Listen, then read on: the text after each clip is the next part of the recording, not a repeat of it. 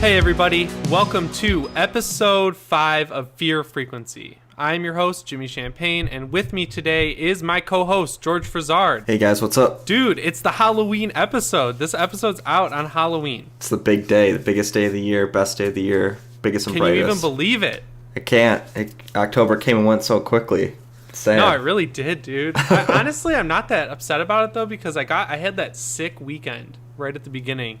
Episode 1 of Fear Frequency. Yeah, that was definitely a good mood setter for the rest of the month. I got my Halloween, I did everything I wanted to do that weekend. And it's just been so fucking busy every day of my life since I got back that, I needed that vacation so bad. Yeah, that was definitely a good way to set the tone for what was to come, since this was such a jam-packed season for All Hallows Eve. I don't know if this year it was more news came out or if we were just paying attention more because of this, but it felt like just a lot of stuff was happening. Yeah, I think it was just a big year regardless, just in general. Yeah, and so I saw people saying that they were having a meh Halloween season, and I was like, how? It's been a really good one. Everything going on has been great.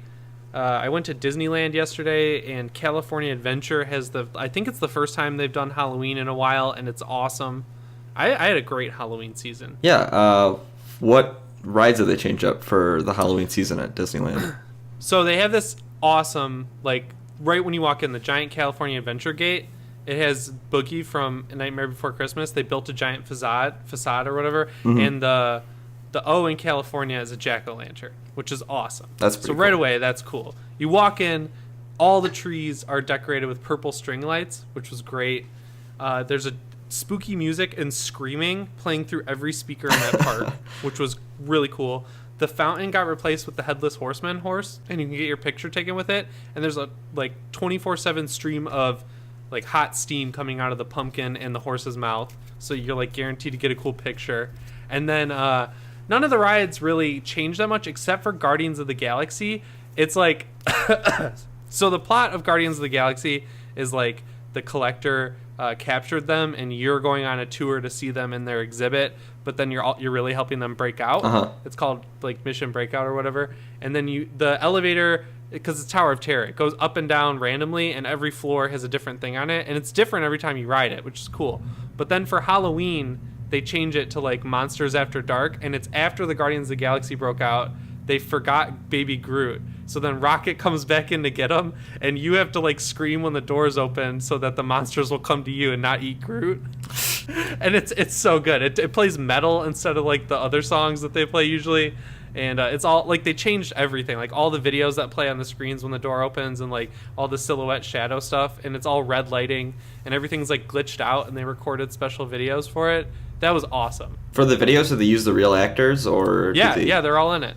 Huh. They got the collector, and they have display cases because it's the collector's place or whatever, and they change what's in them. So there's a bunch of Thor Ragnarok stuff in there now, and there's paintings of the guy Jeff Goldblum plays with Benicio del Toro's character, playing cards and shit. It's awesome. That's really cool. Yeah, and then the usual stuff was going on at regular Disneyland. That's all cool, but I just thought it was really sweet what they did at California Adventure. Nice. Sounds like a good weekend. Yeah, but the one thing that is not even Halloween themed, but is the darkest shit I've ever seen at Disney.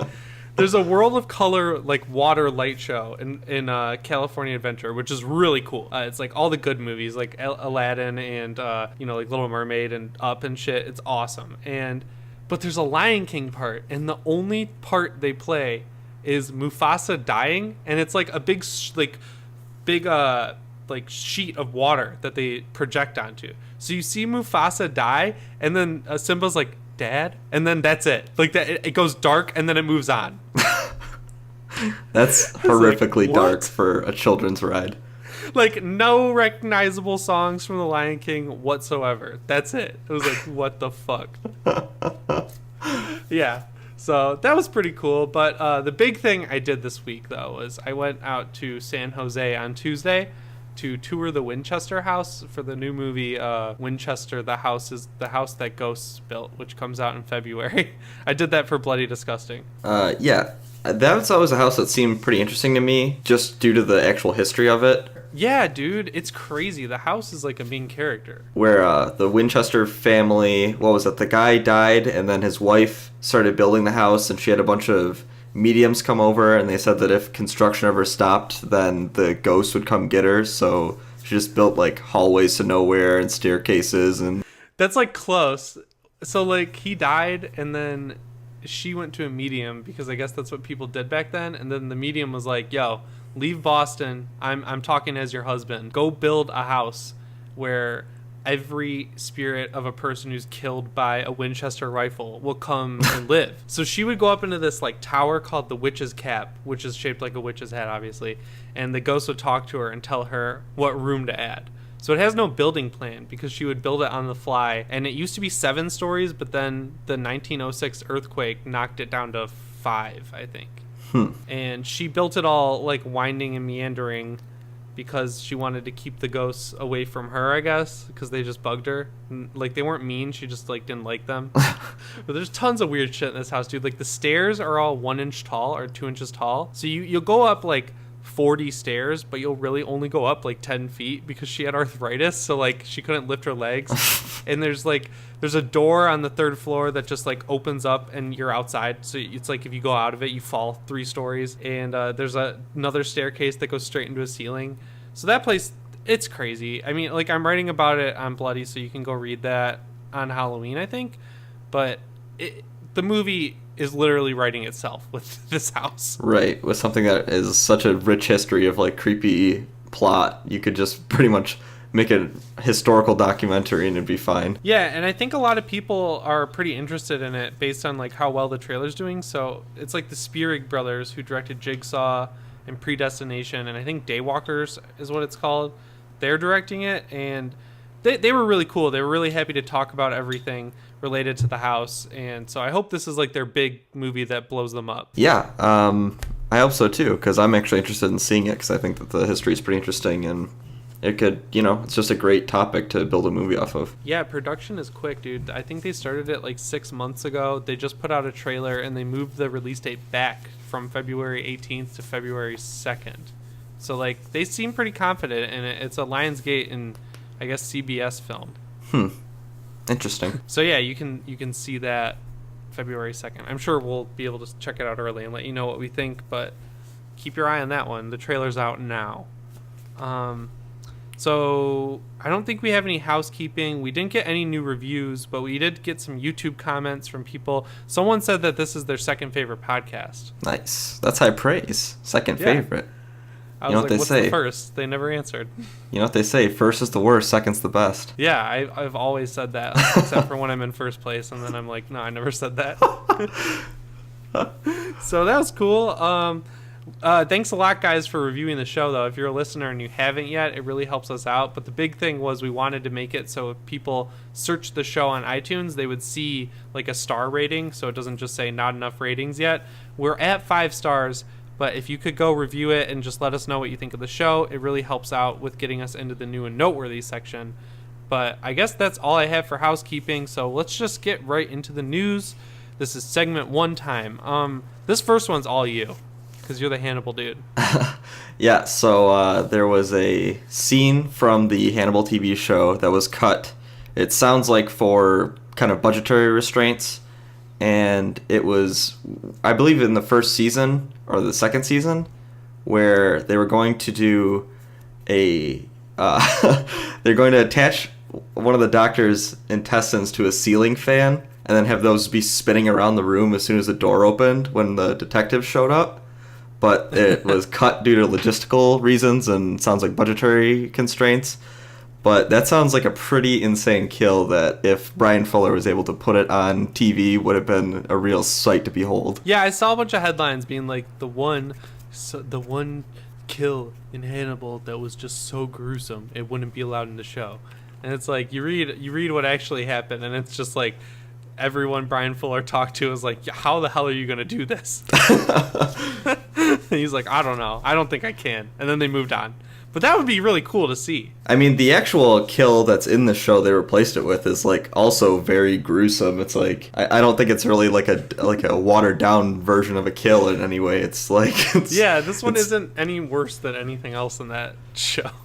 Right. Like it's not like this weird out of place kill that's like you can tell that they replaced it with something that was a worse version. It's like just as gruesome as everything else, but it sounds like they had something worse in mind that would have probably been a pretty cool kill scene if it would have come to fruition. Yeah, because there's very, very little CG in that show. It's like a lot of cool practical stuff. So that would have been sweet to see. Cool. So next up on the list is disappointing news. This is bullshit, man. Bill Skarsgård, I remember first episode, or was it the first episode we talked about him? We've talked about him a lot, where we were like, there's no way in Castle Rock he's not playing Pennywise, or like, you know, at least his... What's his human counterpart guy's name? What's his real name? Bob Gray. Bob Gray. But it turns out he's just a Shawshank prisoner in Castle Rock, which is a big bummer. That's still kind of weird to me. I'm not sure if they're going to completely ignore or like say that he isn't Pennywise in any way, shape, or form. I think that it would be possible to try to spin it in some way where he's incarcerated and then... I don't know. I just think it's weird that they would put him in the show at all if they're not going to somehow incorporate his Pennywise character. I think they're going to try to tie it in somehow. Yeah, well, he said he was talking to Rotten Tomatoes. I didn't know they did articles, but he was saying, the only thing I want to stress is that Castle Rock is a completely separate thing than Pennywise and It. He says, the world is brand new. It's Stephen King's universe. There are places we've been familiarized with through his work, but the show is an original story in that world. The character's a lot of fun. It's a really weird one. He's also so different from Pennywise. I'm using a completely different tool set here for this one. So that doesn't really rule it out completely. It could be Bob Gray, you know, because it's different, but it's disappointing if it is the case. Yeah, I mean, he could be possibly someone being like influenced by Pennywise's powers, his dark control over people that he has. So maybe there'll be some interaction between the two. Why would you even cast him, though? Like, if you're not... Yeah, that seems really weird that they wouldn't use him, at least in some way, as a vessel for Pennywise if they're going to do a Stephen King show after one of the most successful adaptations of his books ever made. It's asking for people to be disappointed. You know, like, it's just setting disappointment up. And then that's going to fall on to Bill Skarsgård no matter what. And it's not even going to be his fault. It's because of poor casting if it's not the case that he's Pennywise. That, you know, it's just like, why? Yeah, it makes him look bad, and it kind of makes everyone who watches a bit let down right from the get, which isn't a great way to start out the show that I think is actually going to be pretty good. Yeah, I do too. So hopefully it's kind of just a way to throw people off the scent and make people think that he's not going to be involved with the Pennywise character in any way. Yeah. But I think it's hard for me to believe that they would completely separate the two. Yeah, I don't think they will. They'd be really dumb if they did, but dumber things have happened. So yeah, next on the list, we have that Starbucks. They have a unicorn frappuccino, which I think is pretty cool. It looks a lot like that unicorn one. That back when I was at my old job, we were working on the Kimmy Schmidt TV show, and we totally jumped on that and made a graphic for that, the unicorn one. But this is a new drink. Yeah, the Zombie Frappuccino is like a brown drink with a pink like frosting on top to look like brains. That whipped cream looks so good to me, but I don't know. I don't know if I'd like the flavor. It's green caramel apple powder and pink powder of undisclosed flavor with another splash of color. So, like, I've heard from people online that it tastes like a rotten caramel apple, which sounds disgusting. Would you use rotten to describe any kind of flavor in a drink or any food item that you're consuming? That's not a good vote of confidence. I saw a couple people use that and then be like, I love it. It's like, do you though? Like, are your taste buds functioning, or are you just like, do you like the consistency? Like, could you be a little more specific there? Yeah, I don't get how rotten is a good way to describe the drink in any way. But it looks cool, right? Like, I think it looks cool. It looks cool, and I think a lot of people are going to get one to at least take a picture with it for their Instagram or Facebook or whatever social media they want to be on. I mean, I'm curious as to what it tastes like. I don't know. I think if I went into Starbucks and there was like a big line, I wouldn't wait for it, but I'm interested to see how a rotten caramel apple drink tastes good. It's 430 calories. That's insane. Yikes, that's a lot. So you can get it beginning October 26th, which was last Thursday, and I guess I assume you can get it all the way leading up to Halloween. So if you're listening to the show on Halloween, you can go get one today, and if you're listening late, that's your fault. You're wrong. Sorry, you miss out on the rotten caramel apple drink. I know your heart's devastated and you're just distraught over this. I wish there was like an alcoholic drink that you can make look like this, but taste like just a not rotten caramel apple. Like if you could make like a shot or something that had. Well, we've done those before. Remember the zombie shots? Yeah, I guess the only difference is I want that like cool whipped cream. Yeah, I guess you could like color whipped cream with food coloring. Yeah. And put it on top. Dude, that zombie drink we made was really good. That was 2 years ago. Yeah. Almost to the day. Shit, that was a long time ago, but that was really good. It was like, what was it, like rum and vodka and triple Kool-Aid? sec. Oh, triple sec. Yeah. It was just Kool-Aid. alcohol. Yeah, so you want to make a zombie, it's just all that shit. I think it's just take everything in your liquor cabinet, pour it together.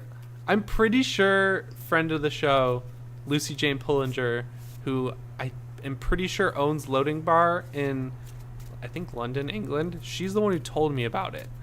So if you're listening, let us know if you told us about this drink, and then let us know how to make it, because I know for a fact we just said it completely wrong, except for the triple sec. I know that was in there. Yeah, triple sec was in there, but we definitely had a real recipe the first time we made it. Yeah, and it was really good. Yeah. So, moral of the story, you can go get a Zombie Frappuccino today only. I have not had one, so I cannot speak to its quality, but I'm sure it's bad. So, back in the news again. Friday the 13th, the game. Just can't keep it away. They updated the game, and I guess so in some of the maps you can find these tapes where it's Jason's mom, Pamela, and she's talking about the murder of the teens. It's really dumb, but they have new ones that are voiced by Tommy Jarvis, and they're written by Adam Green, who, if you don't know, directed Hatchet and Frozen, and he has a giant fan base for his movies.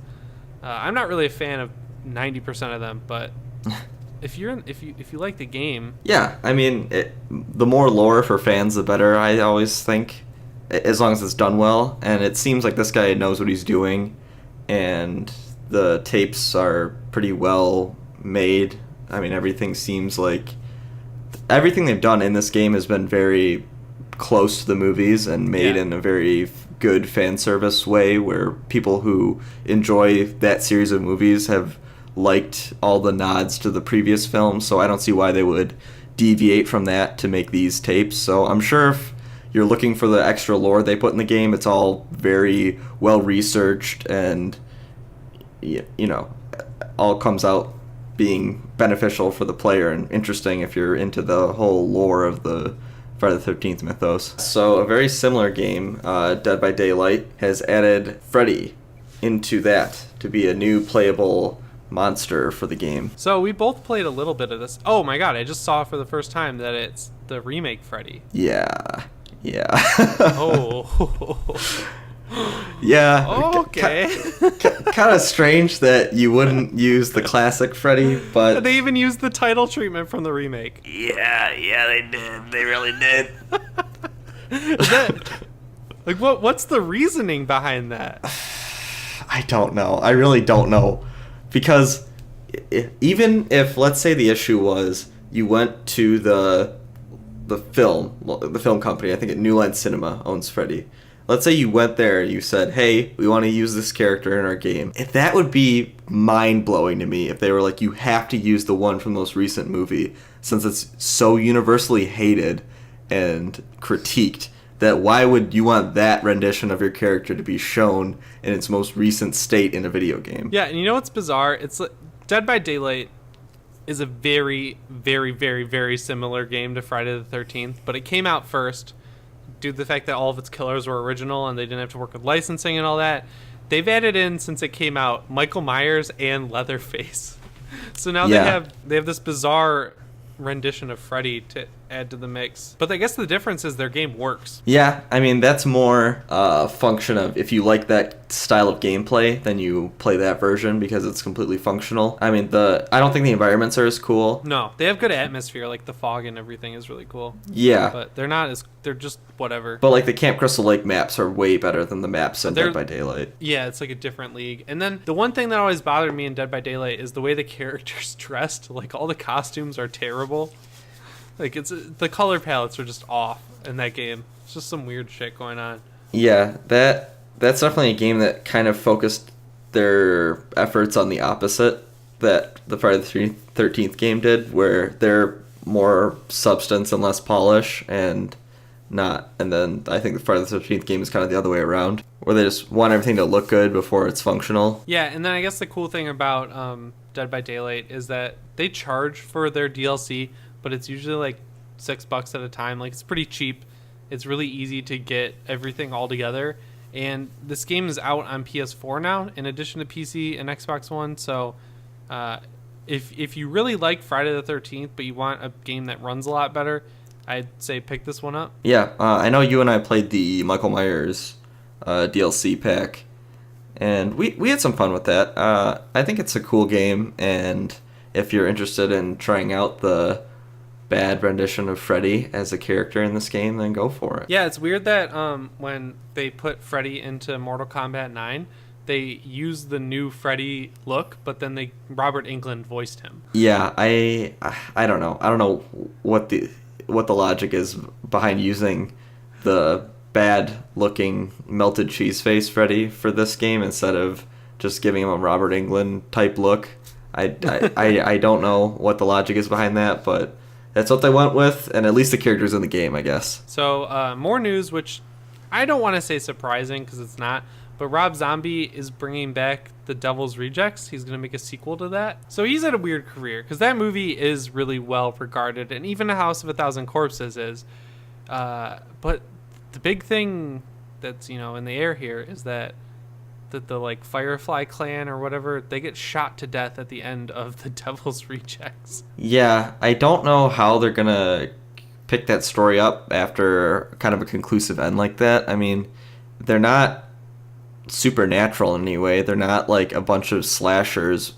You can't bring them back Halloween 4 style where you just say, oh, they didn't actually die because they're an unkillable beast. Well, they're killable. I mean, they're people. It just seems weird that they would try to bring these people back. I don't know if that's what the plot's going to be, but I don't know how anything in that series works if you just slap a Devil's Rejects name on it and don't use the same characters. I just don't get it. I don't know. I mean, I think it could be cool. I watched The Lords of Salem recently. People have been telling me for years that movie's bad, but I thought it was really fucking cool. And I like Rob Zombie. I actually like some of his music. He's one of those artists where like I was listening to him as like a joke, and then I realized that I actually liked him. So like his Halloween movies suck, and I heard 31 sucks, but like I don't know. If he does this right or just goes full force into it, like, yep, the devil kicked him out of hell, they're back.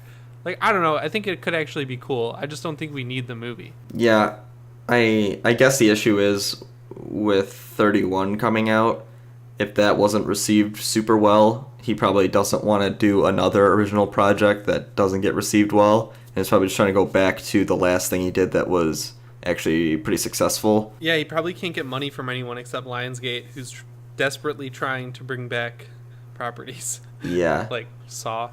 Yeah. And now this. And maybe it'll be a prequel. Who knows? Yeah, that could work. Yeah, I mean, there's definitely a lot of history between the family and the local police force. You can see that in the beginning of Devil's Rejects. And maybe they'll do something where they kidnapped someone and brought them back to their house, Texas Chainsaw Massacre style. And it's a prequel in some way. I could see that working. I'm probably going to see it if they make another one. Trick or Treat 2 is real. It's the next movie that Michael Dowtry wants to do, which is awesome. He's working on that Godzilla sequel now, but that's just wrapped. So he said that the next movie he wants to do is Trick or Treat 2. Yeah, that's really cool since Trick or Treat 1 is an all-time Halloween favorite of mine. And Krampus is an all-time Christmas favorite of mine. So I think going back to the same well, doing another horror anthology movie based around Halloween, I think that is just a great idea. You can keep going back to that well and not really have it dry up. So I'm like completely down for another Trick or Treat. Yeah, that's a definite must-watch every year. If you haven't seen it, get on that. So, Angry Video Game Nerd came out with a special Halloween edition of his videos, and it's about a game called Polybus that is kind of an urban legend. We're not really sure if it's real or not. It was like an arcade game that came out around the Portland, Oregon area that apparently gave some people who played it seizures, and it's possibly a game designed by the government to induct people into MK Ultra, and there's all these crazy theories about it, and no one really knows if it was a real game, or if they do know it was real, no one can provide any proof. And it's an interesting documentary on the game, really. Yeah, and so I just talked about this on Papa Drew Bear's podcast, Private Chat. But like the whole reason I even review movies is because of James Rolfe, the Angry Video Game Nerd. So this is really cool. But Nolan Mackey, who's a fan of the show, his Twitter is Mothman Media. He sent this to me and asked if we would talk about it, which I think is pretty cool. And he said a bunch of nice words about the show and said he loves the show. So I told him we'd give him a shout out at this part. Yeah.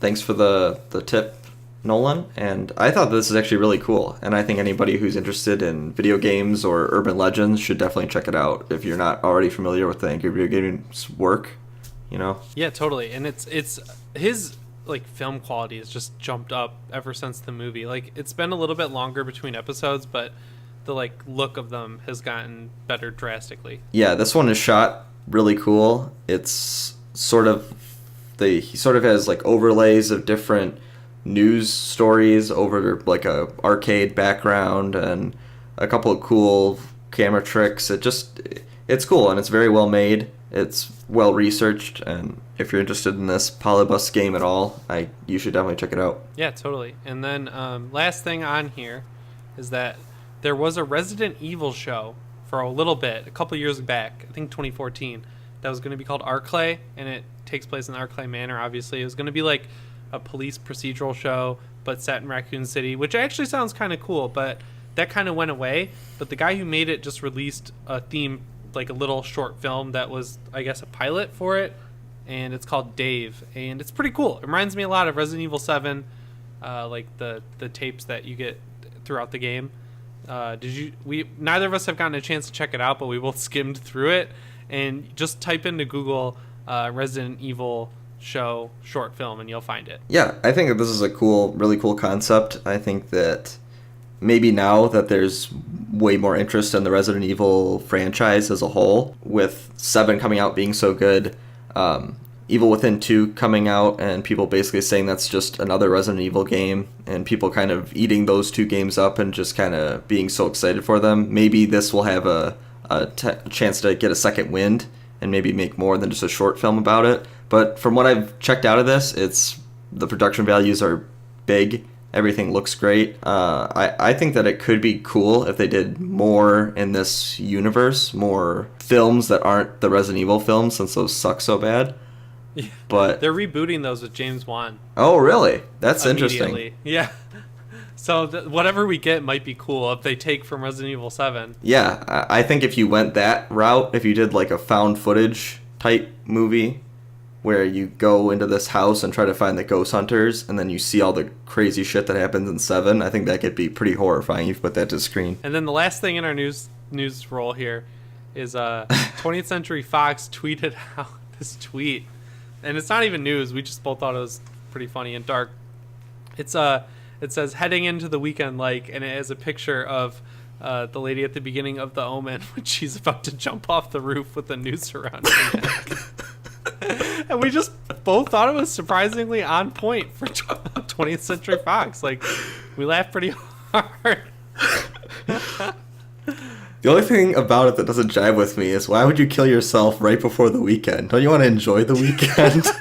Yeah, it's like, I'm killing myself on Monday, man. Like, Right. Jesus Christ. Like, It should be like jumping into the work week, and then have that picture. Yeah, so we both appreciate the effort, but maybe take it back to the drawing board for another round. The punchline is good, but it needs a better, build up to the joke. Yeah.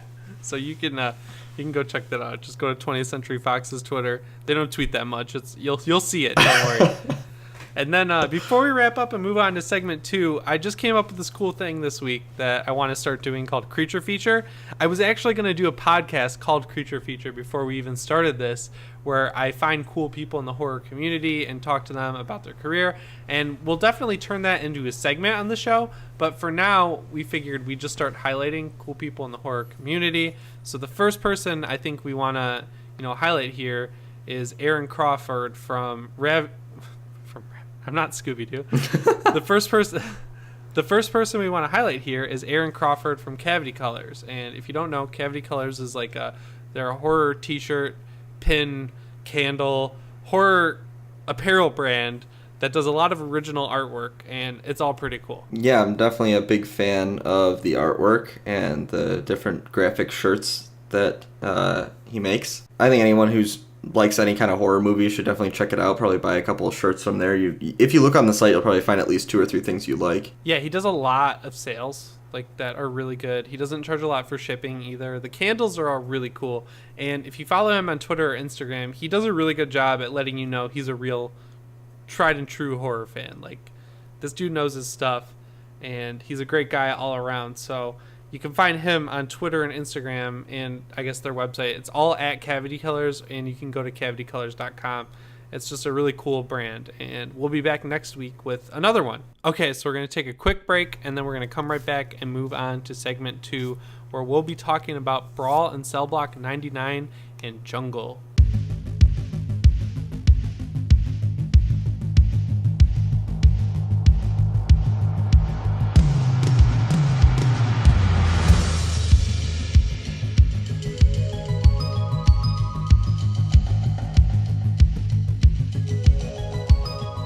Okay, so we're back from our quick break, and now we're going to talk about 2 movies this week. We kind of pared it down. The first one is Brawl and Cell Block 99, and it stars Vince Vaughn, which is awesome, and it's directed by S. Craig Zahler, and he's the guy who directed Bone Tomahawk, which is a Western that goes full horror right in its last 15-20 minutes, and I'd say that this one follows the same kind of thread there, and I think we both really liked it a lot. Yeah, I absolutely loved this movie. I thought so do you want to introduce what it is and everything? Yeah, so essentially the setup is Vince Vaughn is just kind of this big guy.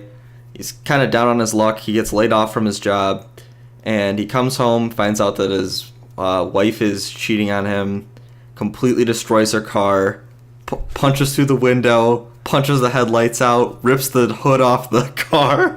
I mean, completely decimates this thing That's really just an establishing shot to show you this guy is insanely strong, almost super strength level. Yeah, he's fucking tough. And so he realizes that, there's some difficulties with him and his wife's relationship. They recently had a miscarriage, and they kind of drifted apart because of that. And he realizes he has no money, so he goes into business with his friend Gil, who is a drug dealer, and becomes his top drug runner and becomes very successful, makes a lot of money, buys a nice house, and he kind of gets into a wrong place, wrong time situation, and he ends up going to jail. That's a great setup. So this is a lot like Bone Tomahawk, where it's one kind of movie and then it turns into a horror movie, and this one is long. It's a slow ass burn, but it's pretty cool. Yeah, I think it's a little over little over 2 hours. It's 2 hours and 12 minutes. Yeah, something like that. And it does definitely start off slow, but once Vince Vaughn gets his motivation to start whooping ass in prison, it goes crazy from there. I mean, every fight scene is choreographed crazy. They don't pull away at all. They don't add any weird punching sound effects. It just sounds like Vince Vaughn is beating the shit out of everyone. Yeah, the only sound effects they add are him squeezing people so hard every bone in their back breaks. And it's awful. It's just like so gross. You know what? He's a lot like Michael Myers, where like he takes punches and then he just like looks at the person and then just slams them. The hardest you've ever seen someone get punched. Yeah, and this movie is not afraid to show gore at all. Oh, and it's all so good. It's all practical. It looks great. Yeah, there's a few. I mean, there's like bones snapping out of the skin. I don't want to spoil some of the later ones because they're insane once you see them. But, I mean, there's a lot of gore in this movie, and it just really cements Vince Vaughn as this unstoppable force. You believe that he's so strong that no one can stop him. Even if there's a guy that looks twice his strength, it doesn't matter. Yeah, and it's a great movie because he totally... You don't see Vince Vaughn acting in this movie. You see this character that he's playing, Bradley Thomas. He's like emotionless, but he's full of emotion at the same time. Like, you know what he's feeling at every moment in this movie. And he's unpredictable, though, and it's really cool. At all the fights. It's not like The Foreigner, where it's a political drama with 2 fight scenes. It's its own thing, but once the fighting starts, it doesn't stop until the very end. Yeah, and you understand what he's fighting for, and you root for him the whole time. Totally. And it was nice to see Jennifer Carpenter come back. Yeah. She's been out of the limelight since Dexter Yeah, ended. since Dexter ended. It is kind of weird to see her. I really haven't seen her in a while. I mean, she's in the movie she's a kind of minor role. She shows up a few times, but she doesn't really have to act. I mean, she's like the subject of what's going on. I don't know. Something is like, she looks like I don't know if it was part of the character, but she is like so thin. Like kind of sickly looking, and I didn't really see any reason for that to be part of the character, so that was kind of just like, I don't want to say off-putting, but it was concerning. Yeah, I noticed that too, and I wasn't sure if it was just that's how thin the actress is now, or what, but it does seem kind of strange. It kind of takes you back the first time you see her in the movie. Yeah, she doesn't look healthy. No, I'll put it that way. Yeah.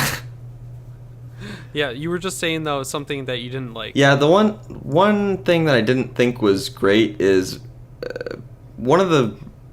Basically, the MacGuffin of the movie is they give Vince Vaughn a guy that he's supposed to kill in prison. And then you don't really, by the end of the movie, know if that guy was real or what was going on with that. Like, I don't even know what happened with that part of the plot. They just kind of switch it. I don't either. Yeah, it was really weird. I think I figured it out, but if I talk about it, it'll spoil the movie. But yeah, that was really confusing, and I thought about it in the car for like 20 minutes. I totally agree, though. Like, they give him a goal, and then he gets there, and it totally pulls a like 1-2 switch. Yeah, I'm not sure if the goal was just to get him to Cell Block 99 or what, but it just seemed weird that they give him go to this person, and then it's like, well, actually, I'm not going to do that. Yeah, totally. But the actual prison is pretty cool. The one that Cell Block 99 is in. Yeah. It's like this cool old castle. I don't know where it was filmed, but it's crazy. It's like this dank, disgusting castle. Yeah. And they have like soldiers guarding it. Yeah, the first time you see the soldiers that show up that are the prison guards for this Cell Block 99, I mean, they're basically like the Empire from Star Wars. They're in all black, and they have a red logo that's like a circle for their arm, like their guard. It's crazy. Yeah, and then the other thing I didn't like, though, is that this movie, it does feel pretty cheap up until it gets to the prison points. It's like they didn't want to spend any money until they got to the prison thing, so it's a lot of like the cinematography, I think, is just pretty bad throughout at the beginning of the movie. Like, they'll just put a camera in the corner of a room, and the beginning is just washed in this blue color grading that I know they were going for like an artsy look, but it goes away about halfway into the film. So like, I don't know, that just didn't work for me. It seems weird too, because if you didn't want to show didn't want to spend any money on that first part of the movie, you could have definitely shortened that and it wouldn't have taken anything away. Oh, by a lot. Yeah, the first part of the movie is slow. You're interested in it because of the character Vince Vaughn is playing, but yeah, man, it's pretty slow. I think they definitely could have cut out some time there and just got him to the prison quicker. Yeah, I don't know. This year, this is the first year of my life where I've ever felt like movies are too long.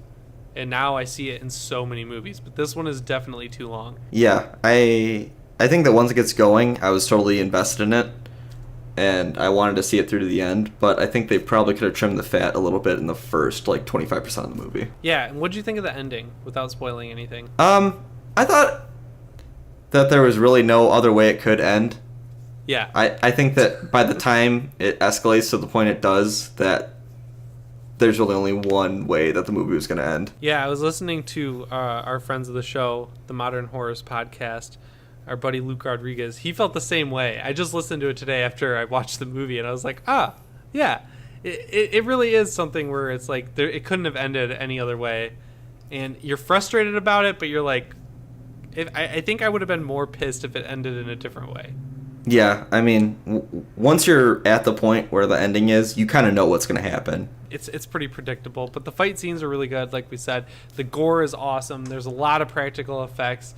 He uses weapons, which is pretty cool. There's a part where he's fighting two dudes out in the courtyard, and they both come at him with barbells, and he ends up using them against them, which is pretty cool. So I really like this movie a lot. Yeah, this was a great movie. I'd recommend it to anybody who wants to see any kind of gore fest prison fight movie, and it's probably the best performance I've seen by Vince Vaughn in a very, very long time. It's probably his best ever, right? Like, I mean, probably, yeah. I mean, he's never had to carry a movie like this. Yeah, totally. And you can rent that one right now. We tried to get a screener of this one before it came out. They didn't even do them. They showed it at festivals. I have no idea why they weren't sending screeners out for this, because it's so good. Yeah, I don't know why they would be hesitant, because it's the same company that did Houses October Built 2. I'm pretty sure. So like, right. Why are you holding this back and not that? Right. And I mean, it currently is sitting at a 93% on Rotten Tomatoes. So it's obvious a lot of people like it. So I don't know why this would be the one that you don't want any early reviews of. Yeah, so Brawl and Cell Block 99, you can go rent it now. I rented it on Amazon, and it does have these weird black bars at the top that aren't... It's not letterboxd, it's just in a weird aspect ratio, if that makes sense. Like, I don't know if that happened with the way you watched it, but I liked how it looked on Amazon other than that. Yeah, I also rented on Amazon, and I had the same thing, so... Yeah, it was like $6 or something, so go rent that one for sure, because they need their money. Also, between movies... Creep 2, we talked about it last week. It didn't come out on Netflix the same day like we thought it did. It's only rentable now. So go rent that movie or buy it, because that's the way that the guys who made it, Patrick Bryce and Mark Duplass, are going to actually get money out of it.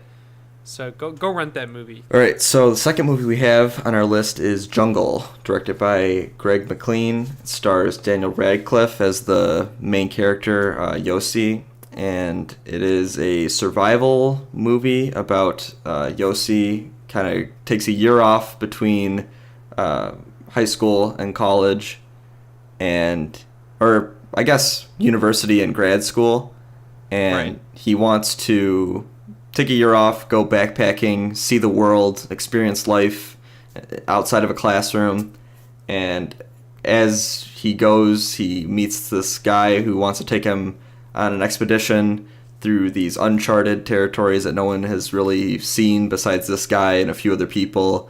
And as it goes on, things get worse and worse for Yossi. Yeah, so this one, Greg McLean directed Wolf Creek, so I was kind of expecting like a pulpy gore fest.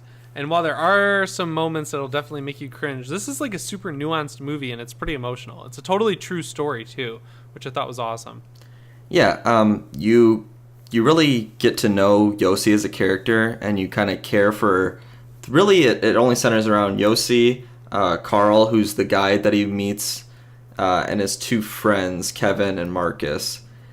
And those are basically your whole cast that you follow through the movie, and you do really get a feel for the characters and kind of an appreciation for them. You understand what they're going through for the whole movie. Yeah, so Kevin is like a photographer. He's really well known, and he's best friends with Marcus, who's kind of like a nerdier, quieter guy who's also kind of exploring South America. And then Yossi meets Marcus, who introduces him to Kevin, and then Kevin and Yossi are all about going on this trip. But then Marcus is kind of feeling weird about it because, you know, Carl could be anyone. You know, he's telling them he goes panning for gold down the river. But they don't know, and it turns out they should have listened to their guts, because it gets pretty dark, dude. Like, it's a lot like Into the Wild, but it's definitely more brutal. Yeah. Sure.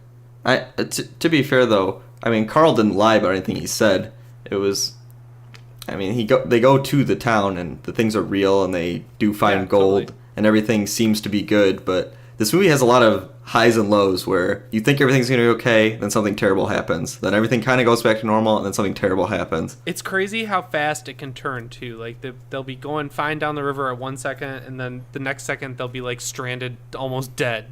Yeah. Like, it was nuts. And then this whole thing Marcus has throughout most of the movie is that his feet are, like... he gets an infection, I guess, and it slows him down. It slows everybody down. And they're kind of on the clock because there's the rainy season's about to start in this river, and they have to get back before then. But they kind of reach these critical points where they're like, are we going to leave Marcus? Are we going to all go back? Or is Carl going to go back and take Marcus? And then are Yossi and Kevin going to go on? So there's these tense moments that kind of snap you out of boredom as soon as you're starting to hit it. But this is another movie we both think is a little too long. Yeah, this one is right around 2 hours, and I think if it was about 20 minutes shorter, it probably would have been a lot better. Yeah, you can easily pinpoint parts of this movie that you would cut out as you watch it. The third act is kind of different from the first two, and I wouldn't really cut anything out of the third act. I think that's the best part of the movie. I don't know if you agree with that, but... no, it's much better at that point. Yeah, I think they definitely could have cut out some of... Not necessarily the character building of Yossi or Marcus, but there were some things that they do in the first part of the movie that you could have just ignored and cut out, and it would have probably just kind of gotten you into the action quicker. Because I like all the scenes with Carl guiding them, and the tension, and once all the characters are kind of established. I like all that and the aspects of that, but I think that the first part kind of drags, and the ending drags a little bit near the very, very end, but... Yeah, the last, 10 minutes are, You're, scratching your legs. You're like, just... Yeah, you're like, I don't want to say what happened. Yeah. You're like, fuck. God damn it. But there's also that part where he gets the worms, and that's like, the worms. So bad. Oh. He gets a leech stuck under his skin, and he has to cut it out, and it's just like, Danny Radcliffe, though, man, he's a great actor. I really liked him in Swiss Army Man, but he's killing it. He's just doing whatever movie he wants now, and he's having a great time. Yeah, now that he has the Harry Potter money, he never has to work really a day in his life again, so he's just doing things that he thinks are cool. And I thought he was great in this. He's easily the best part of the movie. There's scenes where you see him after he's been in the wilderness and he hasn't eaten for days, and he just looks scrawny, man. He must have lost a ton of weight. He's by no means a overweight actor, but he is rail thin in this movie. Yeah, I always wonder how they get actors at that point, and if you have to stop shooting for a while and wait for them to get skinny like that. But yeah, man, he gets thin, and I think the movie is all the better for it. It's also shot pretty well. I never at any point thought this is a soundstage. You could tell a lot of the stunts were freaking real, and pretty scary. Yeah. So it's a good movie. Yeah, a lot of the shots of the jungle and everything are all very beautiful, and it is picturesque in a lot of scenes where you see them having fun in the jungle and exploring these villages and stuff, and you're like, this is actually cool. This might be something that I'd one day like to experience, but then you see all the other baggage that comes with it, and you're like, well, probably not. Yeah, I'll just experience it through this movie. Right, so. Exactly. Yeah, so if you want to check out Jungle, this one is also rentable now. We got a screener for it, but you can check it out. I think it's actually doing a small theatrical run. They're really capitalizing on that Daniel Radcliffe name, but I'm pretty sure it's rentable now if you want to check it out for yourself. I think we both like this one a lot.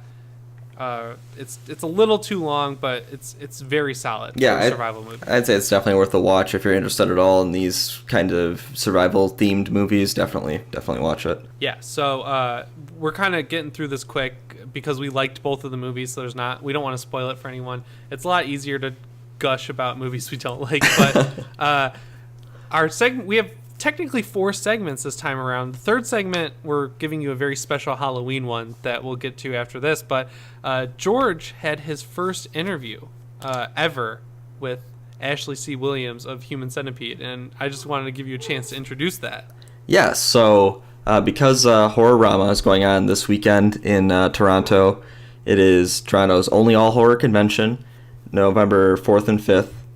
And so their kind of headliner is Ashley C. Williams, and they were gracious enough to let us sit down with her for about 15 minutes and interview, just kind of talk about her career and what's been going on, what's next. And I think it's pretty interesting. She was a cool guest, and I think that you'll learn a lot from this. So yeah, I think that's pretty cool that we actually got to talk to someone from a pretty original movie, if not a little weird. You know, Human Centipede is pretty weird, but she's in the first one, which is well regarded as one of the best of those movies. So yeah, did you have fun talking to her? Yeah, she was a really cool guest. We talked about her expectations for the movie when it came out, if she ever thought it was going to be as big of a hit as it was, what it was like being in the Human Centipede setup, being strapped in there, and what she thinks of the horror genre, what she's going to do next. It was pretty interesting. She's a great guest.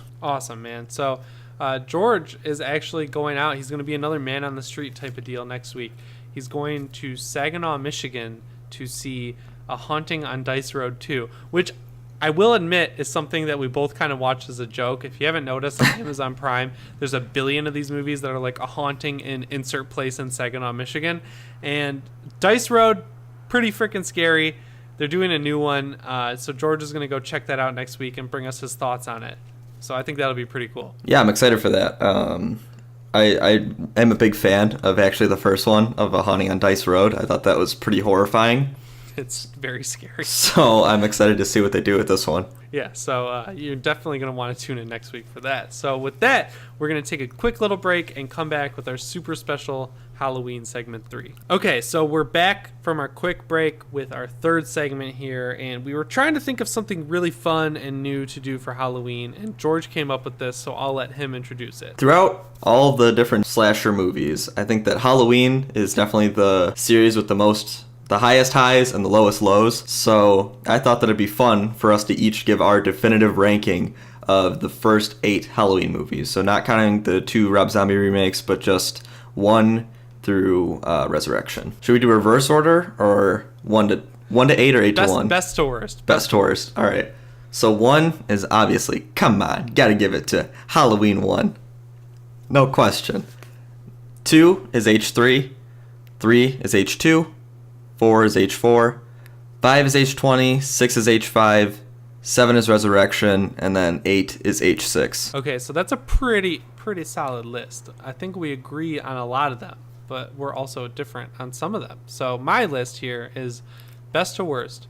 1, 3, 4, 2, H20, 5, Resurrection, 6. So that's just a little different than yours. Right. So we had 2 and 4 swapped. So explain your list a little bit to me. Explain where you're coming from. Well, Halloween 1 is simply the best horror movie ever made, in my opinion. It's totally the perfect slasher movie. Undeniable. I mean, it's like the pinnacle of the genre. It's an absolute classic, and anyone who hasn't seen it, stop the podcast, go to whatever streaming device you have and watch the first Halloween on repeat. Watch it at least 2 times before you come back here. Best Buy has it like for $5 on Blu-ray daily. So go to Best Buy and just pick that up. Yeah. So Halloween 1, easy why it's number 1. Halloween 3, I think, is kind of I think it used to be regarded in a more negative light than it is currently. Which is fucking stupid. Yeah, but it's definitely the most original of all the Halloween movies. This was back when they were going to make it a series where every movie after 2 was going to be a different theme. And there was going to be no more Michael Myers, and they were just going to do a different Halloween story every year. A full feature film that's a different Halloween one. And this one is about a cult, a druidic cult that creates these masks their goal is to kill all the children who wear these masks across the world by broadcasting the signal that'll melt all of their faces while they're wearing these masks. It's super dark. It's creepy. The cult aspect I love. And I just think that this is a really cool, interesting Halloween movie that I love it. It's so good. I watch it every year. It looks really cool. It has some great special effects in it, and it's totally original. And I just don't understand why people were so connected to Michael Myers at the time, especially after 2, which is kind of a hot mess, even though it's pretty good. I don't know. I think this is really one of the best horror movies ever. It's probably my favorite of them all.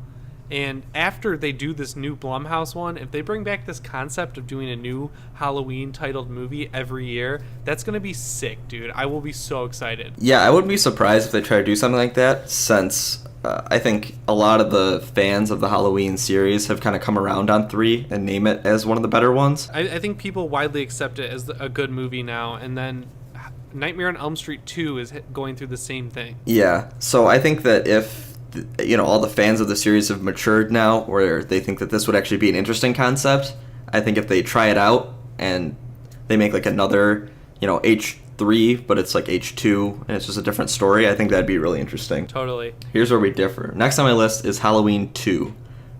It's a direct sequel to 1. It happens existing actually on the same night as the first movie, where Michael Myers is being taken to the hospital and he breaks out. Yeah, so the only reason I flipped this one is because I caught 4. I'd already seen 1 at the time, but then I saw 4 on AMC Fear Fest, and I really liked it. And then I saw 2 after that. But like watching it on AMC Fear Fest, like late at night, alone, in the dark, that was just a really cool experience. So I always just remember 4 in a better light than 2. But I do think 2 is a better movie than 4. Yeah, I think 2 is definitely the one that's closest in tone to the first one, where Totally. It follows most of the rules of the Michael Myers mythos that's set up in the first one.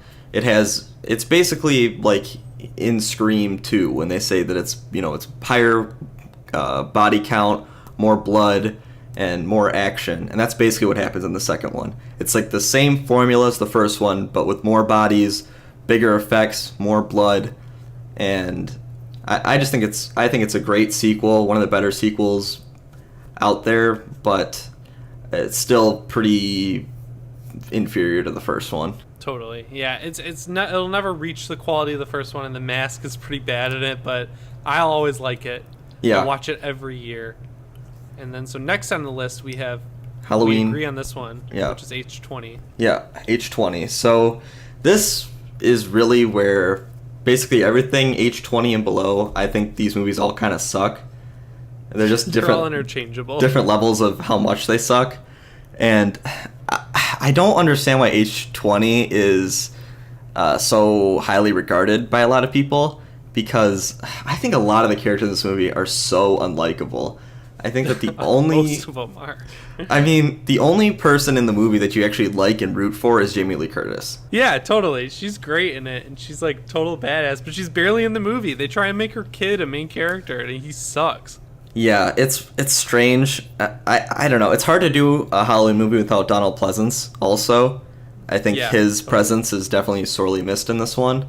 But having Jamie Lee back as kind of the surrogate to that makes sense. And she does a good job. The final confrontation is pretty good. It's cool to see her kind of not put up with Michael Myers' shit anymore and be like, let's finally end this. Totally. And and he looks pretty cool. Yeah, right? he looks pretty good in this one.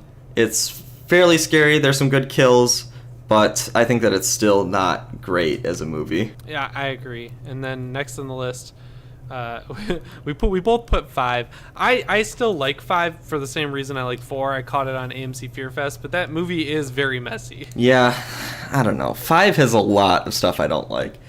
It's like even with H20 to me, if you take out Jamie Lee Curtis. Pretty much. It's like you have a bunch of bad characters, but then you don't have a likable one also. I mean... Yeah, I don't like that they get rid of Rachel. She was awesome. Rachel's good. Really, Danielle Harris, she should be the character that you like, but she's a mute in this movie. so she can't She's talk. but she's still whiny. But she's still whiny. How can you be a whiny mute? Right, so it's really weird. It's weird that that's the one character you're supposed to relate to and like, and they take away her ability to talk. It makes no sense. I do like Donald Pleasance's performance in this one, when he's like totally unhinged and insane. He's just fucking nuts. He's like putting her in front of Michael Myers and stuff. But he's like, what the hell are you doing? But he's holding her up and he's like, come get the little girl, Michael. It's like, oh my god, Loomis, what are you doing? So I think that aspect is pretty fun, but I don't like any of the teenager characters. I think none of them are interesting at all. They're all dumb. Yeah, the kills are kind of bad. The two cops, I don't know what they were thinking with these two guys. They made the two cop characters horribly stupid, and they gave them this stupid clown soundtrack that plays behind them when they do things, and it's every time it's a joke. It's, how do you make these characters into such a joke? It makes no sense to me, and I don't like most of the characters in 5. I think it's pretty much trash all the way through. Yeah, I agree. I gotta watch it again. I haven't seen it in a couple of years, but I have fond memories. But then Halloween Resurrection, the cream of the crop of shit, dude. This movie sucks. Yeah, Resurrection's bad. The one thing I do respect about Resurrection is they tried to bring back the series in kind of a different way, where this was right around when found footage was getting big, and they tried to introduce that aspect where all these kids are going to the Myers house and they're going to spend the night there, and Busta Rhymes is there too. And it's kind of cool when you think that, like, I would watch a live stream of someone going into a haunted house for the night if everyone had like a GoPro. I watch Ghost Hunters live. Right, like imagine every year. Imagine they had like a tour of like Jeffrey Dahmer's house or something, and people could walk through it and they had GoPros on, and yet they would just like spend the night there. That would be cool. Yeah, that'd be something really I would cool. watch. Be interesting. Like the Black Dahlia house or something. Right, like something like that would be cool. And so they just fuck it up so bad. Yeah, so the concept is there, but oh my god, Michael Myers in this one is such a joke. There's a part where Busta Rhymes karate kicks him off the roof and hangs him by a telephone cord and says, "Trick or treat, motherfucker." It's so bad. It's so stupid. It's not even so funny, it's good. Or so bad it's good. It's just bad. It's really, really a stupid movie. I don't have a lot of good things to say about it besides this setup could have been good if it was executed better. But it's not scary at all. It's not scary. I think there's like one jump scare that got me the first time I watched it, but other than that, it's not scary. Michael Myers is kind of a joke in it. The characters are more forgettable than they are in 5 somehow. I don't remember a single character's name or what they looked like. I don't either. I just remember the guy who's watching the show dressed as the Pulp Fiction dude or whatever. Yeah. It might be one of the next X-Files people or something. I don't know. Yeah, seriously, the only character I remember is Busta Rhymes. Yeah, I even forgot Michael Myers. So, last on the list, taking the cake, Halloween 6, baby. And I'm talking about both the theatrical cut and the producer's cut. I've seen the producer's cut twice now, and I've seen the theatrical cut twice. And I think I can definitively say that the theatrical cut is probably better. Yeah, I don't like the whole Cult of the Thorn thing at all, and I cannot believe Paul Rudd got a career after being in this movie. Yeah, Paul Rudd, the lovable star of Hollywood that we all know and love now, is terrible. He's the worst main character. He's completely unlikable, playing Tommy Doyle, the kid from Halloween 1. So they try to tie it... He grew up to be a school shooter. Right. So they try to tie it back into Halloween 1, which I respect. But... Yeah, okay. I'll give it that. He's completely unlikable. They try to make this weird connection where Michael Myers is actually the pawn in this cult's killings for whatever reason. They never explain what their motives are. And they have this weird thorn symbol. Basically, this is a complete mess. I feel like they had no idea what they were shooting. They didn't have a good foundation for what the plot was going to be. And then they filmed 2 movies at once, and that's what we got. The theatrical cut and the producer's cut kind of mushed together, and neither of them work. Yeah, I mean, I will give this movie that it has a good look. You know, like it matches the 80s tone well. I think that's why I like 4 and 5 so much, is they still look like 1 and 2. You know, they managed to capture the color and the look and everything. That's what I'll give this movie. And it is kind of creepy when you think about it, but a lot of the Cult of the Thorn shit that they do in it is done better by the Void, which is like not as good, but still better. I think that the father who purchased the Michael Myers house says it best when he says, enough of this Michael Myers bullshit. That's like one of the first videos on my channel. Is like my review of Halloween 6. It's like Halloween 6 review, and then it's just that. Enough of this Michael Myers bullshit. You can go back in my channel, I think all the way back to like Halloween 2013, I want to say. Either 2013 or 2014 I did it. And that was a highlight of my YouTube career. I mean, that's a pretty apt summary of the whole movie. That's our definitive ranking of Halloween. So I'd say if you want to watch any of these, just watch the first 3 and then skip to Trick or Treat and every other Halloween movie you probably have to watch. Yeah, I usually at least watch 1, 3, and I try to watch 4 as well before. 4 has the nostalgia factor. So if you don't have that nostalgia, like, you're not going to like it. And at this point on Halloween, your time is limited. Yeah. So you might want to just skip 4. Yeah, but I would say if you're going to watch anything of 4, just look up the intro sequence on YouTube, because that is like... it's so good. It's one of the best fall setting, like, ambiance for a movie. It's great. It's really puts you in the fall mood, and I've never seen an intro for a horror movie better than that. Me neither, man. It's fucking good. So there you have it, guys. That's our definitive ranking of the Halloween movies on the entire internet, even though they're different. I really like Halloween. I actually got to take the day off this year. I'm super stoked to see John Carpenter, and I hope everyone else out there is having a good Halloween.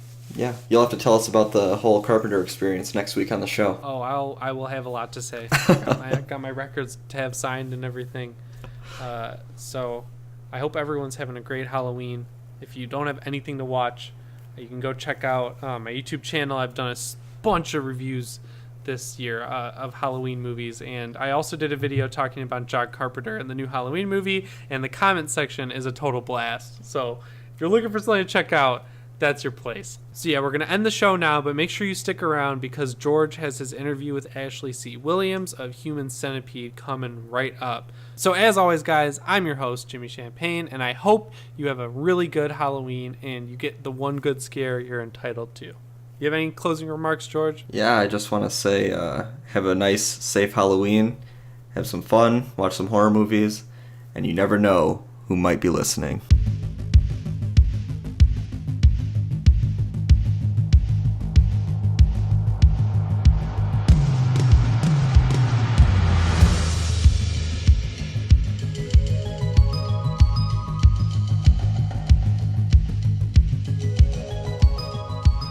What is up, listeners of Fear Frequency? I am your host, George Frizard, and I'm happy to bring you the talented Ashley C. Williams from the hit indie movie Human Centipede. Ashley, how are you doing? Hi, good. Thanks for having me. Yeah, thanks for coming. Mm-hmm. So you came out of the gate with this horror movie that's kind of notoriously known as being this kind of gross, disgusting movie.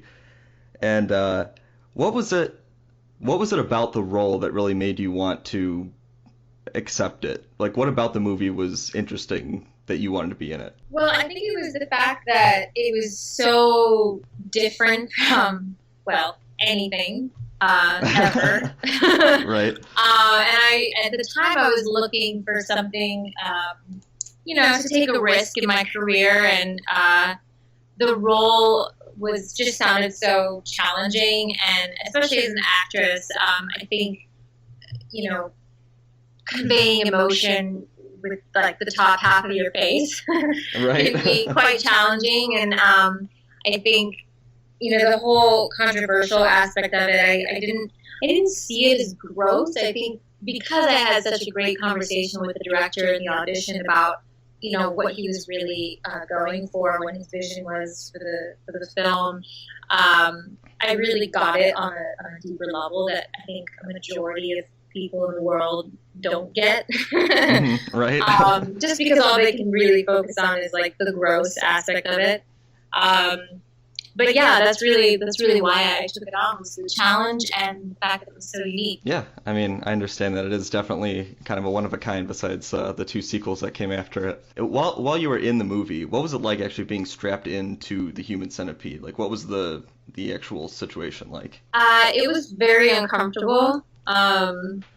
We were given like knee pads for our knees, like they made it so, because part of the surgical procedure was he took our kneecaps out. So there needed to be gauze around the kneecaps, and within the gauze, they just made sure that our knees were protected since we were going to be down on all fours for long periods of time. But you know, I think the hardest part was my neck had to be like really like forward, because I'm biting down on this like bit that's in front of me, and it was just really, really uncomfortable. And you know, we were never in that position for more than like 5 minutes at a time, but you know, the coordination that came along with it whenever we had to move as a human centipede form, and in the mud, like outside, and it was really cold. It was like we were shooting in the Netherlands in September, and it was just rainy and cold the whole time. So just like a lot of, you know, elemental challenges, and just I think especially the emotional part of it, we had to really put ourselves in that situation as actors. So it was just really emotionally and physically exhausting. Did you expect the movie to become kind of as much of a hit as it did, where it just kind of blew up with the underground indie horror circuit, or? Never. We never knew in a million years that it would become like this worldwide known entity. You know, we thought like, oh, it's a European film. Maybe at best it'll have like a small release in Europe or something like that. And then suddenly it was coming to the like American festivals, and then it got picked up for distribution like right away, and it just happened so quickly, and it was just a really exciting time. And then with that came the reviews, of course, that were very, very mixed. Yeah. And people, you know, there was like fans of the film who really got it, and really appreciated it for what it was, and then there was a lot of people like that hated it and made sure that I was aware of how much they hated it. Sending me hate mail saying like, why would you put yourself in such a degrading situation? You're such a desperate actress, blah, blah, blah. Like just so many things that you just kind of had to laugh at, because they were really taking their time out of their busy days to go and like hate on someone. Right. You know, you just wondered if they actually secretly loved it, you know? Yeah, that's crazy. I wouldn't even have expected people to come after the actors in the movie directly instead of... Oh, definitely. Yeah. I mean, I would get like snail mail messages, like people who took the time to put a postage stamp on something and send it to me. Oh. I know you had the Julia come out after that, but besides that, are you sticking with the horror genre, or are you trying to kind of try different avenues? Definitely trying to branch out and do different things. I mean, to be honest, I kind of just, you know, fell into the horror genre, and I love horror movies. I love being in them, but I think I'm trying to stick to, you know, the unique story, like the human centipede was so unique. I feel like I have to keep going right. forward, not backward. So I actually haven't done like a horror film. Julia was more of like, I guess, psychological thriller horror. I haven't done anything horror genre since then, and actually my next film is a crime drama called Albanian Gangster, and I play the female lead in that, the love interest, and that one I'm really excited about. It's actually most of the actors are not actors; they're real Albanian gangsters. So that was quite unique to be a part of something like that. And the story is just like really strong. So like it's a true story, and I'm really excited for that one to come out. And I'm also creating my own work. So I'm trying. I've been writing a lot, and I'm part of this production company now that's helping me produce my next film that I'm writing right now. Of course, with me starring in it, and so yeah, I'm definitely will do more horror, but it was quite a challenge after the Human Centipede came out. I was getting sent a lot of horror scripts, and all of them seemed like the same kind of storyline. Right. The cabin in the woods, just maybe set somewhere else, like in space, or like just the same kind of plot. And I just, I was tired of it, and I wanted to be a part of something more unique and daring and elevated, and so yeah, definitely just trying to be a part of that kind of stuff now. Well, that's good. That was actually one of my other questions, where it seems common in the film industry where people want to try their hands at different facets of it, with acting, and then some people want to do writing and directing. It sounds like you're doing some writing. Do you find that the process for that is very different or more rewarding in some ways, or just like a different, what's like the benefits of each? Well, writing your own stuff, I mean, I'm right in the middle of that. I don't know what it's like yet to write my own script, produce it, shoot it, and then see the outcome of it. I haven't experienced that yet for myself, but I can imagine that it's really, really rewarding when it's your own baby, So I mean that's the direction that I'm headed, but I have hit challenge after challenge in the writing process because it doesn't come naturally for me, and I have a knack for storytelling, but I think it's about like putting the actual screenplay together with dialogue. So I have a writer helping me with that, but it's taken a while. It took me a while to kind of get through that and realize that I needed somebody else to help me see it through, which is totally fine. But I think as an actor, it's you don't go through the whole process. You're on set for however long, and then you leave, and you're not part of the whole process of the post-production part of it and making it come alive. You just do your job, you leave, and then the next thing is you see it in theaters. So you're a bit detached from it, and it's actually kind of interesting because when I do go see my work in theaters after it's finished, and I watch it, I feel very distant from it. I don't feel like I'm watching me.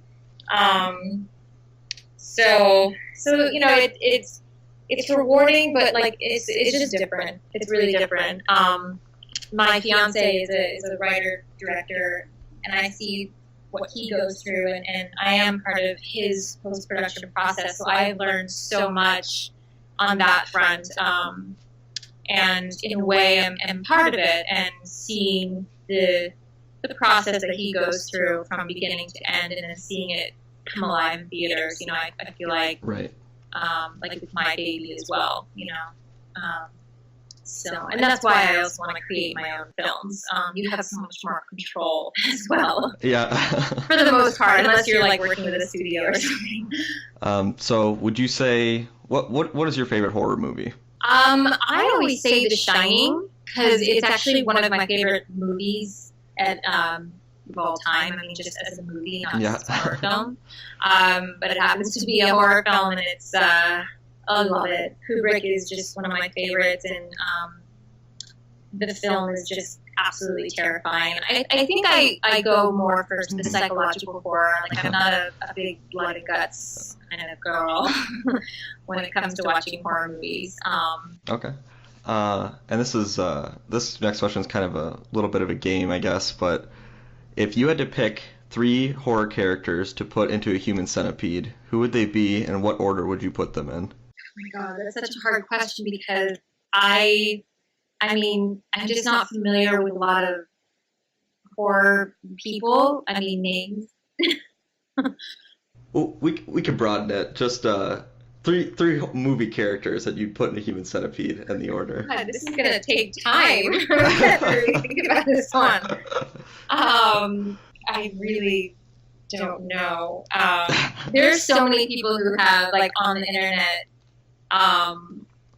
who have, like, done this, like, who have answered your question and, like, put their own celebrities into, like, the Kardashian sisters and, like, you know, into the 3 roles stitched together.